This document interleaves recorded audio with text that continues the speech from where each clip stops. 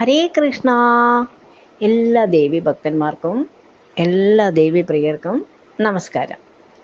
നരനാരായണന്മാരെയും സരസ്വതീ ദേവിയെയും വൈഷ്ണവ അംശജാതനായ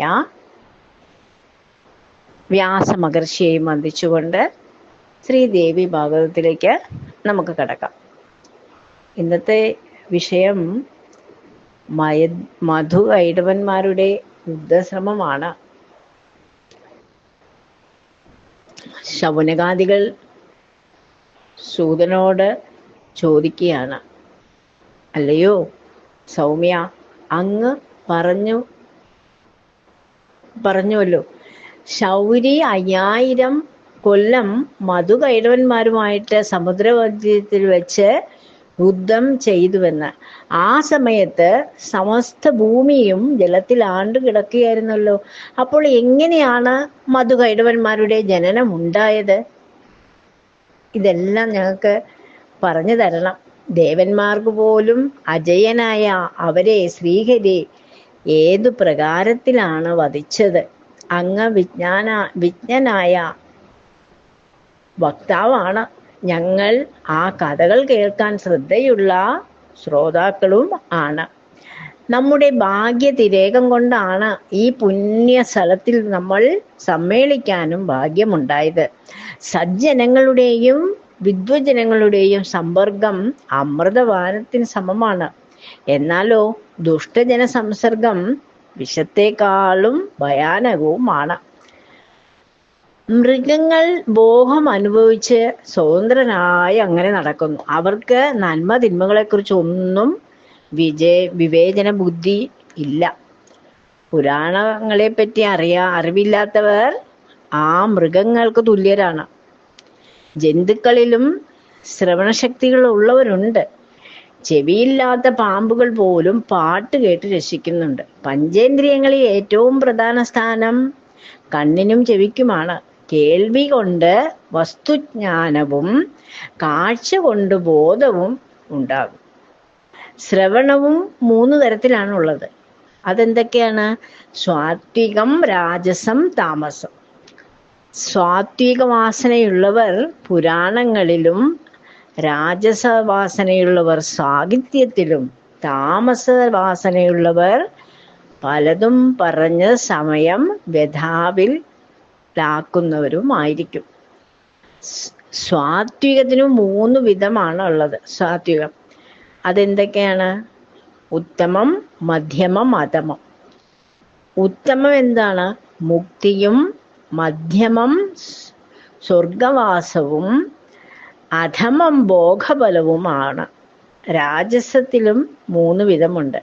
സ്വന്തം ഭാര്യാകാര്യം ഉത്തമവും, വേശ്യാഗമനം മധ്യമവും, പരശ്രീഗമനം അധമവുമാണെന്ന് മനസ്സിലാക്കാം. താമസത്തിലും 3 വിധത്തിലാണുള്ളത്. യുദ്ധത്തിൽ കൊല്ലുന്നത് ഉത്തമമാണ്. പാണ്ഡവന്മാരെ പോലെ ദ്വേഷ്യത്തിൽ കൊല്ലുന്നതോ മധ്യമവും, ഒരു കാരണവശാലുമില്ലാതെ വഴക്കിടുന്നത് അധമവും ആണ്. ഏറ്റവും പുണ്യമായ കാര്യമോ പുരാണ ശ്രവണം തന്നെയാണ്. വ്യാസമഹർഷിയിൽ നിന്നും പഠിച്ച സർവസിദ്ധിപ്രദമായ ആ പുരാണം അങ്ങ് ഞങ്ങൾക്ക് പറഞ്ഞു തരണം. ശൗനകാദികളുടെ ചോദ്യങ്ങൾ കേട്ട മാത്രയിൽ തന്നെ സൂതൻ പറയുകയാണ്, നിങ്ങളുടെ ചോദ്യം കേട്ട് ഞാൻ വളരെയധികം ധന്യനായി കഴിഞ്ഞു കേട്ടോ. ഈ പുണ്യ കഥ കേൾക്കാൻ സാധിച്ച നിങ്ങളും ധന്യര് തന്നെയാണ്. ലോകം മുഴുവൻ പ്രളയത്തിൽ മുങ്ങി നിൽക്കുമ്പോൾ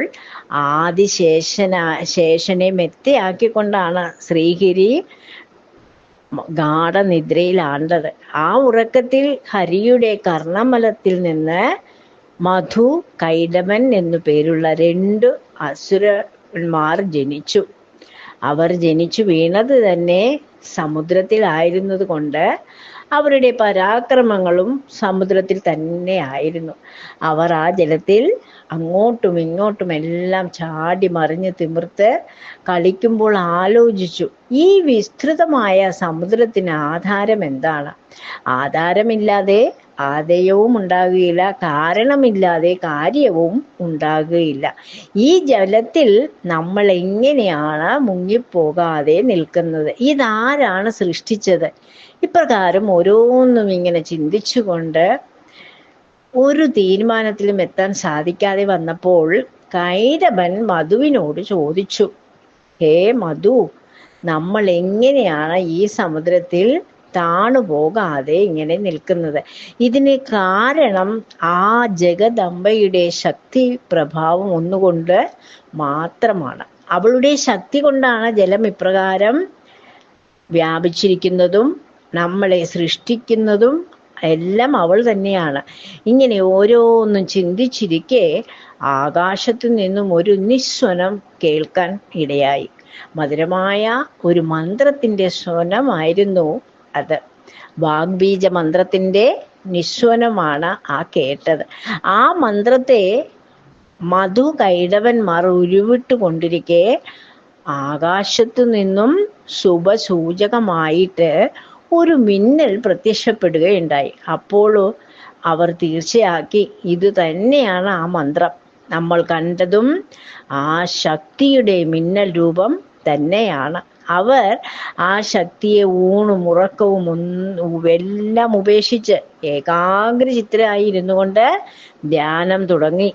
1000 വർഷം ക്രൂരമായ തപസ്സനുഷ്ഠിച്ച അവരിൽ ആ പരാശക്തി പ്രസന്നയാവുകയും ചെയ്തു.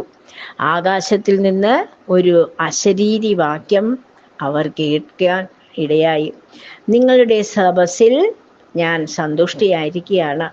നിങ്ങൾക്ക് ആവശ്യമായ വരം ചോദിച്ചു കൊള്ളുക എന്ന്. സൂതൻ തുടർന്ന് ശൗനകന്മാരോട് പറയുകയാണ്. ദേവിയുടെ വാക്കുകൾ കേട്ട മാത്രയിൽ ദൈത്യർ പറഞ്ഞു, ഞങ്ങൾക്ക് സ്വേച്ഛാമൃത്യു ലഭിക്കാൻ ദേവി വരം തരണം. അപ്പോൾ ദേവി പറഞ്ഞു, അങ്ങനെ തന്നെ സംഭവിക്കും. നിങ്ങൾ സുരന്മാർക്ക് പോലും അജയരായി തീരും. ദേവിയുടെ അനുഗ്രഹം ലഭിച്ച മധുകൈടവന്മാരോ മഹാഗർഭികളും സമുദ്രമധ്യത്തിൽ ജലജീവികളുമായി നിർഭയരായി ആർത്തുല്ലസിച്ചു നടന്നു. കുറച്ചു കാലം കഴിഞ്ഞപ്പോൾ അവർ യാദൃച്ഛികമായി പത്മാസനത്തിൽ ഇരിക്കുന്ന ബ്രഹ്മദേവനെ കാണാൻ ഇടയായി. അസുരന്മാർ യുദ്ധക്കൊതി കൊണ്ട് കൈകൾ തരിച്ചു നിൽക്കുകയാണ്. അവർ ബ്രഹ്മാവിനോട് പറയുകയാണ്, ഹേ ബ്രഹ്മാവേ, ഞങ്ങൾ യുദ്ധം ചെയ്യാൻ കൊതിച്ചു നിൽക്കുകയാണ്. അതുകൊണ്ട് വേഗം യുദ്ധത്തിനൊരുങ്ങിക്കൊള്ളൂ, അല്ലെങ്കിലോ ഈ പത്മാസനം ഉപേക്ഷിച്ച് പോവുക. ഈ വീരാസനം ഭീരുക്കൾക്ക് യോഗ്യമല്ല. ഇത് കേട്ടപ്പോൾ ആ മാത്രയിൽ തന്നെ ബ്രഹ്മാവിന് പരിഭ്രമമായി. ഇവരിൽ നിന്ന് രക്ഷപ്പെടാൻ എന്തു മാർഗമാണ് പ്രയോഗിക്കേണ്ടതെന്ന് ചിന്തിച്ചുകൊണ്ട് ബ്രഹ്മാവ് വളരെയധികം വലഞ്ഞു.